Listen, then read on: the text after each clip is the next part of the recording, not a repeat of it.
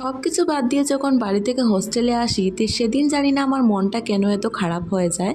So hello everyone, কেমন আছেন আপনারা সবাই? আশা করছি খুব ভালো আছেন আর আমিও অনেক ভালো আছি। ঘুম থেকে উঠে যেগুলো বাসি কাজ থাকে সেগুলোই আস্তে আস্তে কমপ্লিট করছিলাম। যেহেতু আজকে আমি হোস্টেলে চলে যাব, তাই ঘুম থেকে উঠে মনটা অনেকই খারাপ লাগছিল, কিন্তু বাড়ির মানুষকে তো বুঝতে দেইনি। তবে মনটা ভেতর দিকে অনেকটাই খারাপ ছিল। জানি না আমার সবসময় এরকম হয়ে থাকে।